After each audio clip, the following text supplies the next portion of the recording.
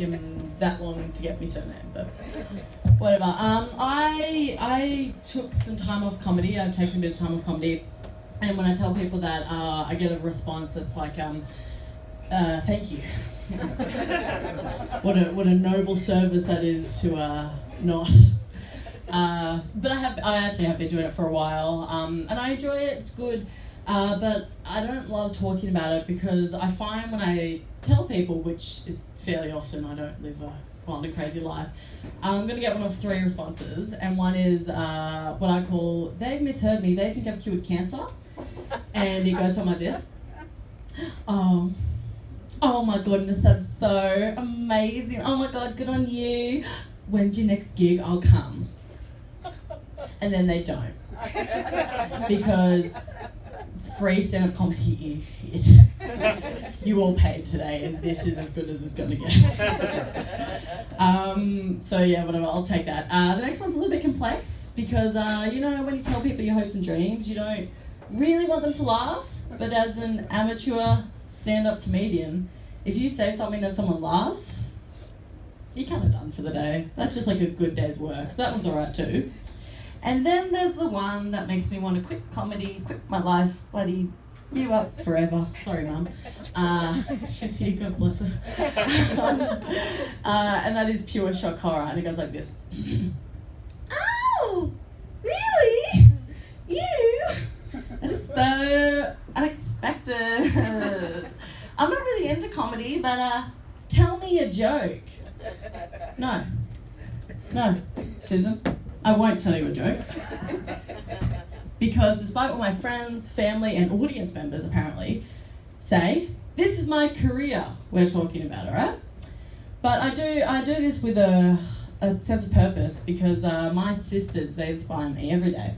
My little sister, she's just turned 18. She came back from a Fiji immersion trip. She went to Fiji and she bloody built houses and dams and fucking water and all this shit for people who I stopped listening after a while. She crapped on a lot about it. But good on her. It seemed like the right thing to do.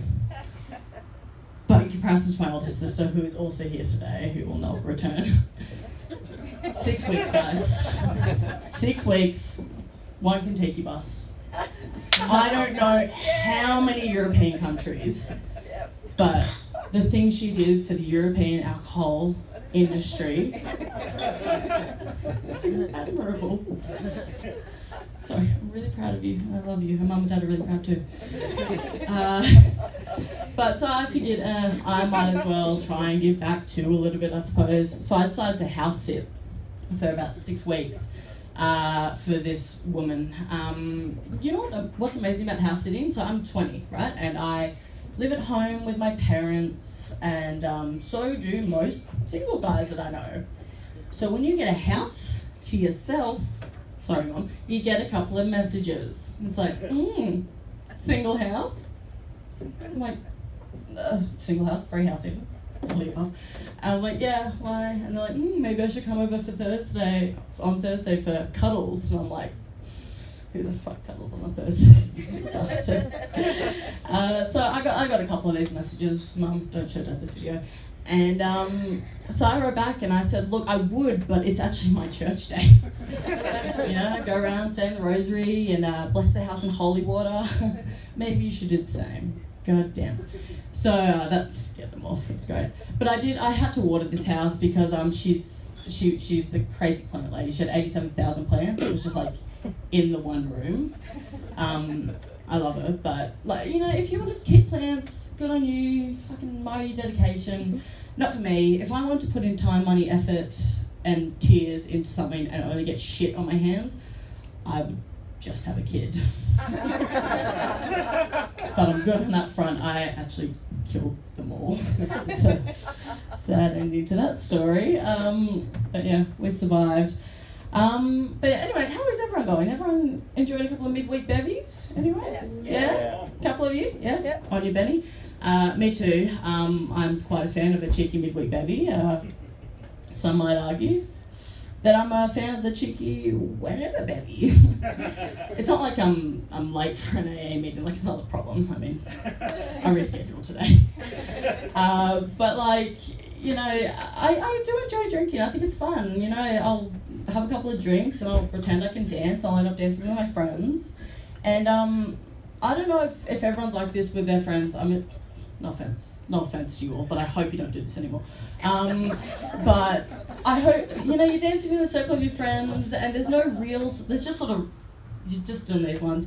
And that part in that song comes on and it's like, you're the one that I want, or that's what makes me beautiful, or I've been missing you strawberry kisses. And the dance move is you point at someone and you point at your friend and that friend is supposed to point back. And then they don't. And they're pointing at someone else. And you have to pretend like it didn't emotionally fucking scar you many years later. I'm fine. But I'm going to be careful telling jokes like that because it is Canberra. We all know each other. In fact, I've probably danced with at least half of you. You all, definitely. So nice to see you all again. But we're a simple city. You know, we're united by two words, and that's Kingsley's chips. Yeah. That's usually when the applause is, but alright. I'm pretty sure the reason people stay in the general Canberra, Queanbeyan region, I'm gonna stick with my first answer, is because you can't get these little sticks of heroin anywhere else, ever. I've done my research.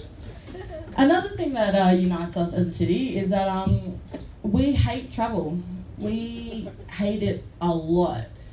We're so bad. You know, if you live north side and you have to travel south side, or vice versa, like if you have to do that travel more than once a week, you are going to get sympathy, my brother. Like, but if you hit rush 15 minutes, double sympathy.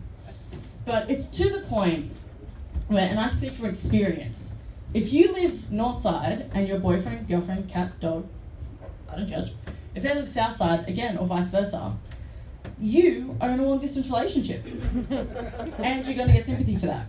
So if you're single and you don't want your next relationship to be long distance, I've got a trick for you. So go on that Tinder date, you know, you do you. And you say, do you live north side or south side? And they'll give you your answer. And if it's opposite to you, you just go like this. Oh, really? That is so unexpected. I'm not really into travel. I thought you were only 5 kilometres away. I'm gonna go. And I'm gonna go. Thanks guys, happy night.